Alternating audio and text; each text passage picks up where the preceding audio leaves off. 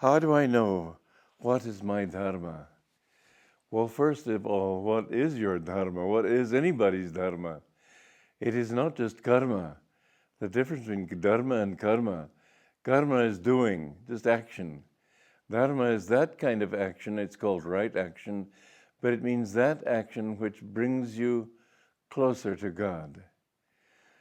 A person who is a very talented actor, it may not be his dharma to act in this life because it would go to his head and he might go farther away from God by increasing his ego. So how do you know what your dharma is?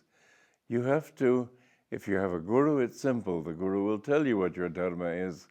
I was torn between wanting to help everybody and wanting to be a hermit. And he told me, your dharma is helping people, teaching, and sharing these teachings. So I accepted that. But if I hadn't been with him, I'd have tried to be a hermit. And I think it would have been a mistake because I wouldn't have known what to do. But I must say that I did spend some time in the Himalayas, and it was very hard for me to come back. I loved it. Anyway, how do you know? Well, the first thing is pray to God inwardly. There is a way to receive an answer to your prayers. One is understand that the point between the eyebrows is like the sending station, and the heart, or the feeling in the heart behind the physical heart in the spine, the Anahat chakra as it's called. Here is the seat of intuition and is the sort of receiving station in the body. So call to God deeply and say, what do you want me to do? What is the right path in this action or that action? As Yogananda said, I will reason, I will act, but guide thou my reason, will, and activity. So pray that prayer to God and ask God to guide you, and you will feel here. Now, there's a very important thing to understand, that God's guidance may not be to go that direction toward the horizon. You may, after a certain point, find that your guidance, if you keep listening, will tell you to turn right or left. So always keep that thought in mind. It will become clearer and clearer as you keep going.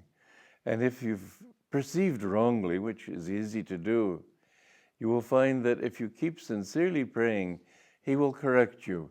He may correct you by placing insuperable obstacles in your way.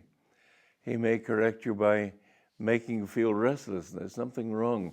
I remember I was writing a letter to somebody in which I was saying certain things that I wasn't sure if I should say or not.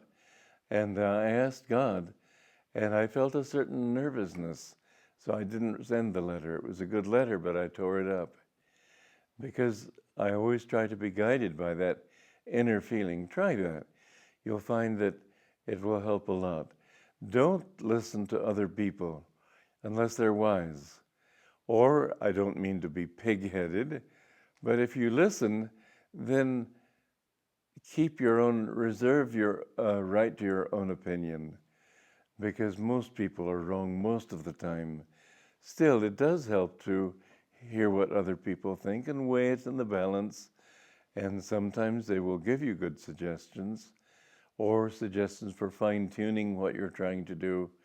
But to be open to other people's opinion in that way, always referring back to the feeling in your heart, is also a part of listening to God. People who won't listen to anybody won't listen to God either. So be open-minded and open-hearted.